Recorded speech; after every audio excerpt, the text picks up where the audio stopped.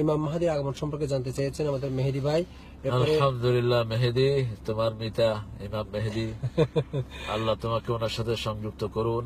সকল আলেম বিশ্বের বড় বড় স্কলাররা বলছেন এই আগামী 19 সালের পরই তিনি আসার সম্ভাবনা। হাদিসের যতগুলো বিষয় আসছে, 6টা হাদিস, একটা হাদিস 6 বার আসছে বুখারীতে, ইবনে আব্বাস রাদিয়াল্লাহু থেকে বর্ণিত।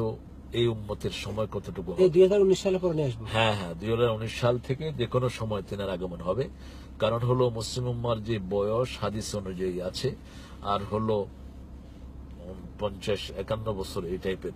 তো তিনি না আসলে, এখন তিনি আসবেন, এক হাদিসে বর্ণনা আসছে 7 বছর থাকবেন, আর এক হাদিসে 9 বছর।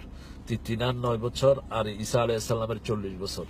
তো উম্মার মোট হায়াত আছে মাত্র আর এই 51 বছরের মতো। তো আসতেই হবে। কিয়ামত সংঘটিত হবে, কিয়ামত সংগঠিত হবে আরো পরে, কিন্তু মুসলিম উম্মাহ থাকবে না। ঈসা আলাইহিস সালামের 40 বছর শেষে একটা আদন থেকে, ইয়েমেনের আদন থেকে একটা রিহ তাইয়্যিবা, একটা চমৎকার বাতাস আসবে, প্রত্যেক মুমিনের বগল স্পর্শ করবে, সকল মুমিন মৃত্যুর কোলে ঢলে পড়বে। এবং এরপরে সেরারুন নাস, সারা পৃথিবী ভর্তি থাকবে সবচেয়ে খারাপ মানুষ দিয়ে, যাদের মধ্যে আল্লাহ বলার কোনো লোক থাকবে না, এবং তাদের মধ্যে হবে কিয়ামত। সেটা হওয়ার আরো হয়তো হাদিস অনুযায়ী আরো 100 বছরের বেশি, সেটা যে সমস্ত হাদিসগুলো আসছে, সেই হাদিসগুলো।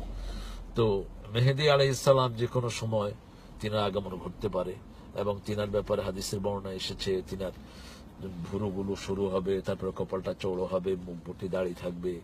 তারপরে তিনি আসবেন এই যে কাবা ঘরের ওই যে রুকনি ইয়েমানি এবং হজরে আসদের এটার মধ্যখানে লোকেরা তিনাকে চিনবেন এবং সেখানে বায়াত দিবেন। তারপরে সমস্ত সিরিয়াটির বিভিন্ন জায়গা থেকে 75,000 সৈন্য পাঠানো হবে ওনাকে হত্যা করার জন্য।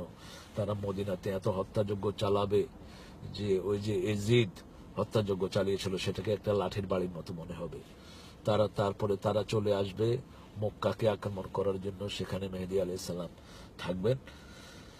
তখন তারা বাইদা নামক জায়গাতে এসে তাদের একটা গ্রুপ ভূমিকম্পে তলিয়ে যাবে, এই বাহিনীর মধ্যের গ্রুপটা। তখন সামনের গ্রুপটা পিছনের দিকে আসবে যে এদের কি হলো দেখার জন্য, আর পিছনের গ্রুপটার সাথে কোনো যোগাযোগ থাকবে না, সারা আসবে, সবাইকে আল্লাহ সেখানে তলিয়ে দিবেন।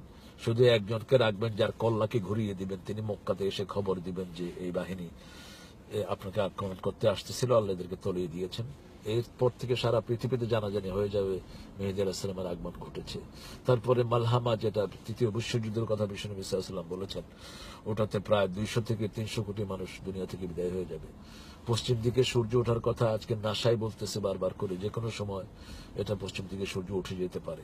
তো সেই জন্য পৃথিবীর সময় খুবই কম এবং মুসলিম উম্মার সময় আরো কম।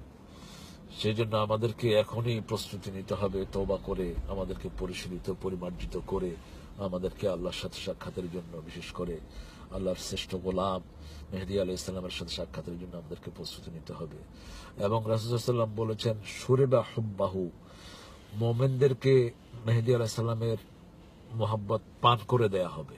আমরা ওনার হাতে বায়াত নেওয়ার জন্য অস্থির হয়ে যাব ইনশাআল্লাহ। উনি মক্কাতে থাকবেন, তারপরে আস্তে আস্তে তিনি পরিশুদ্ধ করা শুরু করবেন।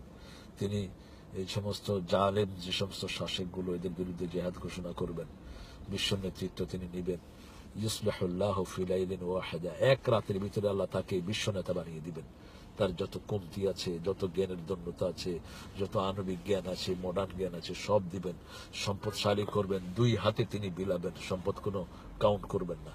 আল্লাহ জাল্লা শানহু সেই শান্তির সময় আমাদেরকে দান করুন। এবং ঈসা আলাইহিস সালামের আগমন পর্যন্ত আপনারা জানেন, মেহেদী আলাইহিস সালামের শেষের দিকে দাজ্জাল আসবে, তারপরে এজুজ মেজুজ আসবে ঈসা আলাইহিস সালামের সময়, দাজ্জাল আসবে মেহেদী আলাইহিস সালামের শেষের দিকে, দাজ্জালকে হত্যা করা হবে।